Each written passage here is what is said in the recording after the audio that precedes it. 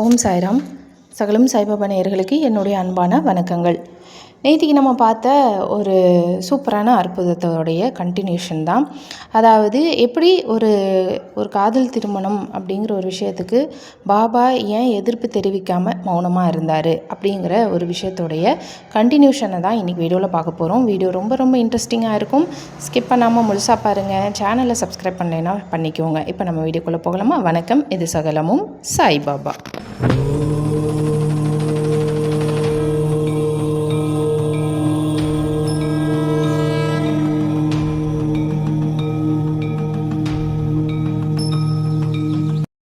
நான் நிறைய வீடியோவில் சொல்லியிருக்கேன். பாபாவுடைய மௌனத்துக்கு பின்னாடி ஒரு மிகப்பெரிய காரணம் இருக்கும். அந்த காரணம் என்ன அப்படின்னு தெரிஞ்சுக்கணும்னு மட்டும் நம்ம நினச்சிக்கவே கூடாது. அப்படி தெரிஞ்சுக்கிட்டோம் அப்படின்னா கண்டிப்பாக அதை அக்செப்ட் பண்ணிக்கிற சூழ்நிலையில் நம்ம இருக்கணும். அப்படி இருந்தால் தான் அது சரணாகதி. இப்போ போன வீடியோவில் நம்ம பார்த்துருந்தோம். அவங்க பொண்ணோடைய ப்ரெக்னென்சி வரைக்கும் நம்ம பார்த்தோம். பத்மாமாவுடைய மகளுடைய ப்ரெக்னென்சி வரைக்கும் நம்ம பார்த்தோம். ப்ரெக்னென்சிக்கு அப்புறமும் என்ன ஆகுதுன்னா அவங்க வீட்டில் யாருமே ஏற்றுக்கலை. அதாவது அப்பா ஏற்றுக்கலை, தம்பி இருக்கா, அப்படி அவங்களும் அண்ணா நினைக்கிறேன், அவங்களும் ஏற்றுக்கலை.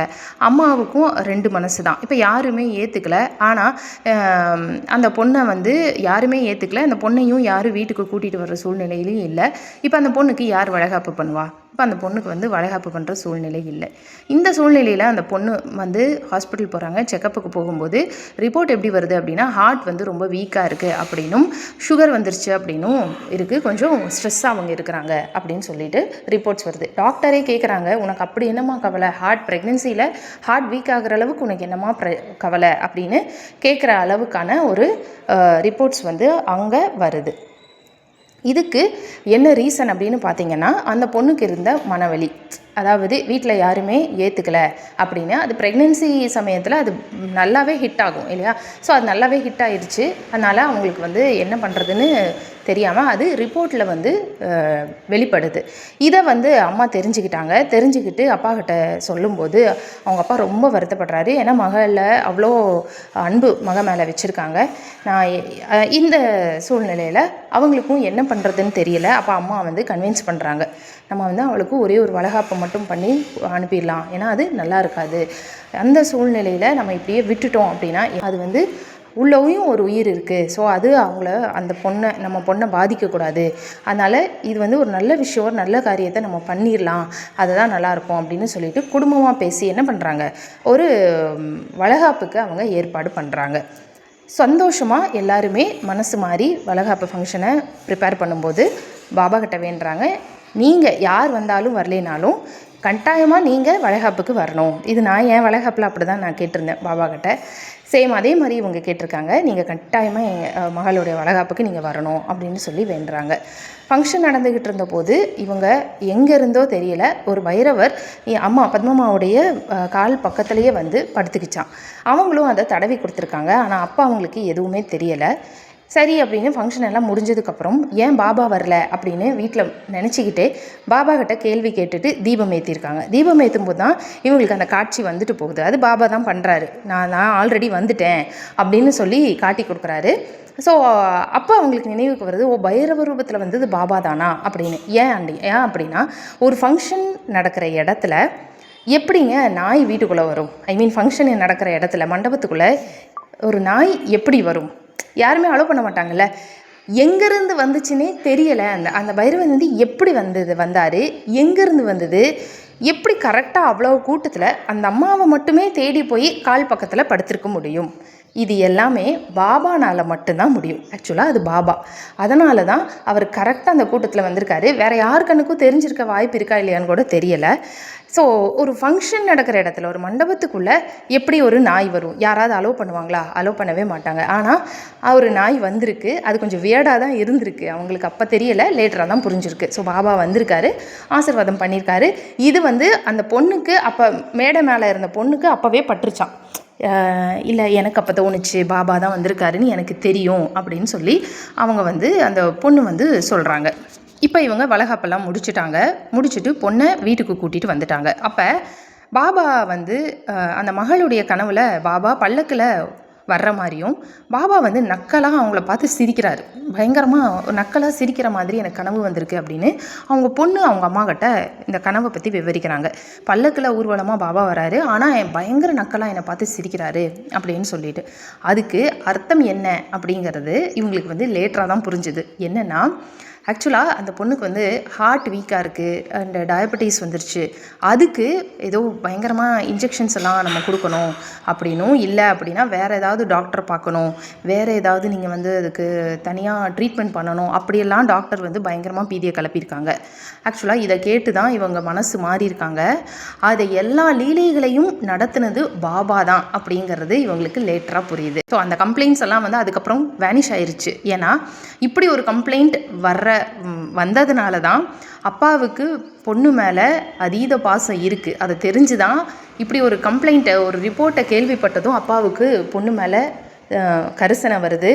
எப்படியாவது நம்ம வளகாப்பு பண்ணிடணும் அப்படின்னு மனசு மாதிரி இவங்க வளகாப்பும் பண்ணுறாங்க. ஸோ ஸ்டபனாக இருந்தவங்களை இலக வச்சு அதுக்கப்புறம் அவங்கள மனசு மாறி வளகாப்பு பண்ண மாட்டேன்னு சொன்னவங்கள மனசு மாற்றி வளகாப்பையும் பண்ண வச்சுட்டாரு. ஸோ அந்த பொண்ணுடைய ஆசைக்காக. இந்த இடத்துல நீங்கள் புரிஞ்சுக்கணும் பாருங்கள், மனசங்கடத்தோடு இருந்த, மனக்கசப்போடு இருந்த ஒரு குடும்பத்தை அவர் எப்படி சேர்த்து வச்சுருக்காருன்னு பாருங்கள். பிரிஞ்சு போனாங்க, ஆனால் ஒரு காரணத்தோடு தான் அது நடந்திருக்கு. அந்த காரணத்தை சொல்லி அவங்கள மனசு மாற வச்சதும் இல்லாமல் இப்போ எப்படி இந்த குடும்பத்தை ஒன்று சேர்த்துறதுன்னு யோசிச்சிருக்காரு. ஸோ ஒரு மெடிக்கல் இஷ்யூஸ் வருது, அது திடீர்னு பார்த்தா அதுக்கப்புறம் ஒன்றும் இல்லை அப்படிங்கிற மாதிரி ஆகுது. ஆனால் இதை காரணம் காட்டி ஒரு குடும்பம் ஒன்று சேர்ந்துருக்கு. நிறைய பேர் சொல்லியிருக்காங்க, பாபாவை பிடிக்காதவங்க கமெண்ட் பாக்ஸில் கமெண்ட் பண்ணுவாங்க, என் குடும்பத்தை பிரித்ததே இவன் தான், இந்த பாபா தான், இந்த பாபாவை கும்பிடாதீங்க, இப்படியெல்லாம் வந்து எனக்கு கமெண்ட் பண்ணுவாங்க. ஒவ்வொருத்தருக்கிட்டையும் நான் போய் ரிப்ளை எல்லாம் பண்ணிகிட்டு இருக்க மாட்டேன். நான் வந்து அதை பிளாக் பண்ணிவிட்டு போயிடுவேன். ஆனால் பாபா எதுக்காக ஒரு குடும்பத்தை பிரிக்கணும்? அவர் எந்த குடும்பத்தையும் அவர் பிரிக்க மாட்டார். பாபாவை கும்பிட்டு பாபா சம்மதம் சொல்லியும் நடந்த திருமணத்தில் கூட டைவர்ஸ் நடக்குது.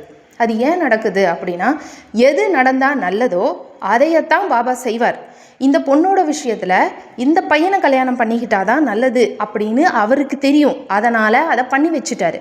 அதே போல் ஒரு காதலை பிரிக்கிறது உண்டு. நிறைய காதலை பாபா வந்து பிரித்து விட்டுருக்காரு. என்கிட்ட வர்ற பாதி பொண்ணுங்களுடைய கம்ப்ளைண்ட்ஸ் என்ன பார்த்தீங்கன்னா, காதலை வந்து அவர் முதல்ல சரின்னு சொல்லிவிட்டு அதுக்கப்புறம் பிரித்து விட்டுட்டாருன்னு. இதுக்கு நான் நிறைய லைவில் விளக்கம் சொல்லியிருக்கேன், ஆல்ரெடி நிறைய வீடியோஸ் கொடுத்துருக்கேன். நல்லது அப்படின்னு இருந்தால் அவர் நடத்தி வைப்பார்.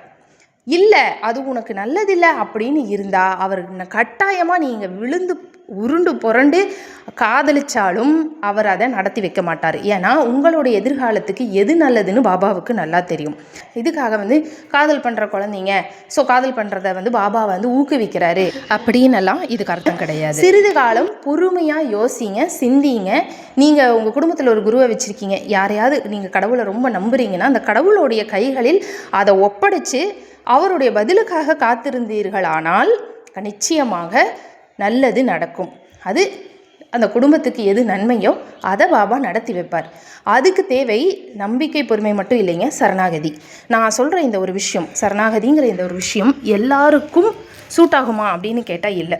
நிஜமாலுமே முழு மனசோட யார் சரணாகதி அடைஞ்சாங்களோ அவங்களுக்கு மட்டும்தான் இப்போ நான் சொல்கிறது புரியும். மற்றவங்க எல்லாருக்குமே இது என்னடா இது, அப்போ லவ் பண்ணுறதையெல்லாம் நம்ம அக்செப்ட் பண்ணிக்கணுமா, இவங்க எப்படி வேணாலும் லவ் பண்ணுவாங்க, நம்ம அதை ஏற்றுக்கணுமா, அது கடவுள் வந்து சொல்லுவார், கடவுளே சொன்னாலும் நான் ஏற்றுக்க மாட்டேன் அப்படின்னு ஒரு சிலருக்கு இருக்கும். அது அவங்களுடைய. என்னை பொறுத்த மட்டிலும் இந்த மாதிரி ஒரு கேள்வியோட எத்தனையோ பெற்றோர்கள் இருப்பாங்க. பாபா நீங்கள் சொன்னால் நான் செய்கிறேன், எனக்கு பதில் சொல்லுங்கள், நான் என்ன பண்ணட்டும் அப்படின்னு பதில் சொல்லுங்கள் அப்படின்னு கேட்டுக்கிட்டு இருக்கிற பெற்றோர்களுக்கு தான் இந்த வீடியோ ஒரு பதிலாக இருக்கும். இந்த வீடியோவில் இருக்கிற பதிலை தான் நீங்கள் எடுத்துக்கணும் அப்படிங்கிறதையும் நான் சொல்ல கிடையாது. நீங்கள் எப்படி வேணாலும் முடிவெடுத்துக்கலாம். ஆனால் இப்படி ஒரு ஒப்பீனியன் இருக்குது, இப்படி ஒரு பெர்ஸ்பெக்டிவும் இருக்குது அப்படிங்கிறத உங்கள் செவிகளுக்கு கொண்டு வந்து சேர்த்துறது தான் என்னுடைய கடமையாக நான் நினைக்கிறேன். இப்போ அடுத்தது வந்து இவங்களுக்கு அடுத்த காம்ப்ளிகேஷன்ஸ் வருது. அது என்னென்னா, பொண்ணை வந்து சந்தோஷமாக இவங்க வளகாப்பு பண்ணி வீட்டுக்கு கூட்டிகிட்டு வந்தாச்சு. வீட்டுக்கு கூட்டிகிட்டு வந்தது டெலிவரி டேட்டு நெருங்கிருச்சு. ஆனால் டெலிவரி டேட் நெருங்கியும் பொண்ணுக்கு வலி வரலை. வலி வராமல் என்னென்னமோ இன்ஜெக்ஷன் மருந்து எல்லாம் பண்ணியும் வலி வராததுனால சுகப்பிரசவம் ஆக வேண்டிய இடத்துல சி செக்ஷன் பண்ணுறாங்க. சி செக்ஷன் பண்ணிவிட்டு குழந்தைய வீட்டுக்கு கூட்டிகிட்டு வந்து வச்சுட்டு 3 மாதம் எப்பயுமே வச்சுருப்பாங்க இல்லையா, ஸோ டெலிவரி ஆகி தாயையும் குழந்தையும் 3 மாதம் வச்சு நல்லா பார்த்து அதுக்கப்புறம் சந்தோஷமாக கணவருடைய வீட்டுக்கு அனுப்பி வச்சுட்டாங்க.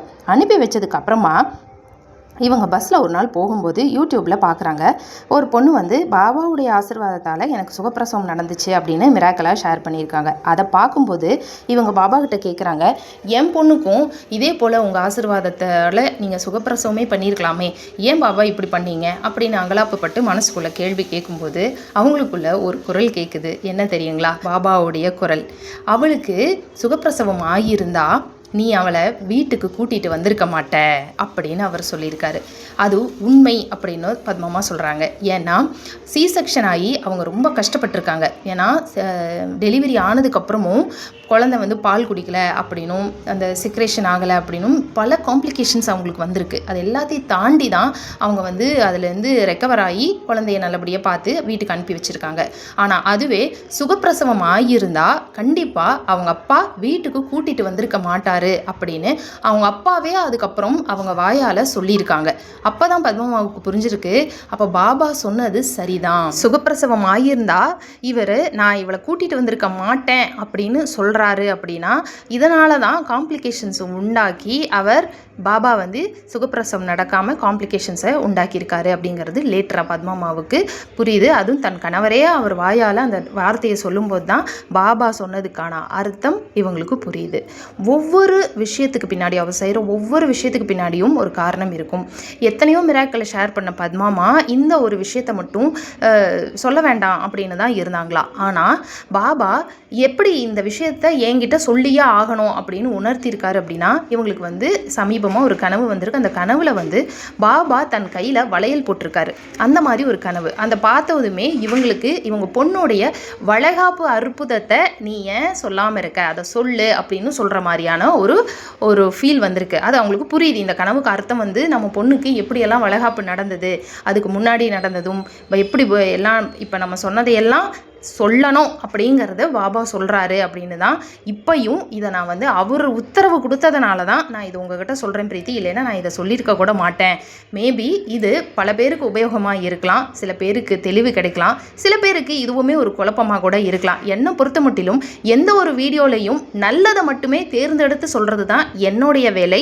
நீங்களும் அதுலேருந்து நல்லதை மட்டுமே எடுத்துக்கோங்க. இப்போ வரைக்கும் நான் சொன்னதில் எந்த ஒரு தப்பான கைடன்ஸும் நான் பண்ண மாதிரி எனக்கு ஃபீல் ஆக கிடையாது.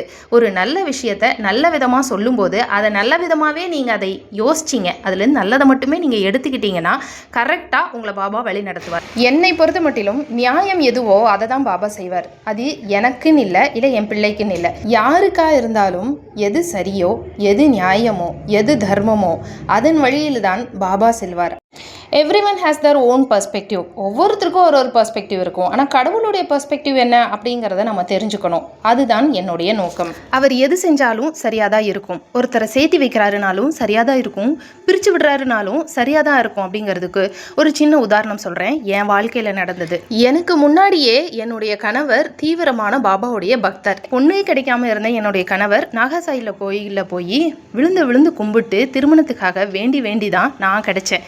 என்னை பார்த்து கட்டி வச்சது பாபா தான். ஆனால் நான் சாமியே கும்பிட மாட்டேன் அப்படிங்கிற விஷயமே கல்யாணத்துக்கு அப்புறம் தான் என் கணவருக்கே தெரிய வருது. அதே பாபா கிட்ட போய் உன்னை கும்பிட்டு ஒரு பொண்ணை கல்யாணம் பண்ணால் இப்படி சாமியே கும்பிடாத பிள்ளைய கட்டி வச்சிருக்கியே, எனக்கு இது நியாயமானு கேட்டு அழுத அதே தியாகராஜனுடைய வைஃப் பிரீத்தி தான் இன்னைக்கு சகலமும் சாய்பாபான்னு ஒரு சேனல் நடத்தி கடவுள் இருக்காரு அப்படின்னு ஊர்ஜிதமாக அடித்து பேசிக்கிட்டு இருக்கேன். இன்றைக்கி நான் தீவிரமான பாபாவுடைய பக்தனாக இருக்கேன் அப்படின்னா நீங்கள் யோசிச்சு பாருங்கள். கல்யாணம் பண்ணி 1.5 வருஷம் வரைக்கும் நான் வீட்டில் ஒரு விளக்கு ஏற்ற மாட்டேன், விபூதி வைக்க மாட்டேன், கோயிலுக்கு போக மாட்டேன், சாமி கும்பிட மாட்டேன், எதுவுமே பண்ண மாட்டேன். அந்த 1.5 வருஷம் என் வீட்டுக்காரர் அதை தாங்கிக்கிட்டார். ஆனால் 1.5 வருஷத்துக்கு அப்புறம் ஒரு மாற்றம் நிகழ்ந்தது. இப்போ சொல்லுங்கள், பாபா எது செஞ்சாலும் சரியாக இருக்குமா இருக்காதா? அவர் சரியான ஒரு பொண்ணை தான் கட்டி கொடுத்துருக்காரு. என்ன ஒன்று, நான் அவரோட பக்தையாக என்னை மாற்றுறதுக்கு அவருக்கு 30 வருட காலம் ஆகியிருக்கு. பெற்றோர்கள் தன் பிள்ளைகளுக்கு நன்மையை மட்டுமே நினைக்கிற மாதிரி தான் பாபாவும் தன்னுடைய பிள்ளைகளுக்கு நன்மை மட்டுமே நடத்துவார். என்னுடைய வாழ்க்கையிலையும் இப்படி ஒரு அனுபவம் இருக்குது. அந்த அனுபவத்தை நாளைக்கு நான் ஷேர் பண்ணுறேன். அதாவது என் பிள்ளைக்கு இதை தான் நல்லது அப்படின்னு நினச்சி நான் ஒன்று செய்ய போய் அதை செய்ய விடாமல் பாபா எப்படி தடுத்தாரு அப்படின்னும் ஏன் தடுத்தாரு அப்படிங்கிறத எல்லாத்தையும் நாளைக்கு வியாழக்கிழமை வீடியோவில் நீங்கள் பார்க்க போகிறீங்க. செமையாக இருக்கும். இந்த வீடியோ எப்படி இருந்துச்சுன்னு சொல்லிட்டு லைக் பண்ணிவிட்டு ஷேர் பண்ணுங்கள், மறக்காமல் கமெண்ட் பண்ணுங்கள். மீண்டும் நம்ம இன்னொரு வீடியோவில் சந்திக்கலாம். நன்றி, வணக்கம், ஓம் சாய்ராம். ஸ்ரீ சாயியை பணிக, அனைவருக்கும் சாந்தி நிலவட்டும். ஜெய் சாய்ராம்.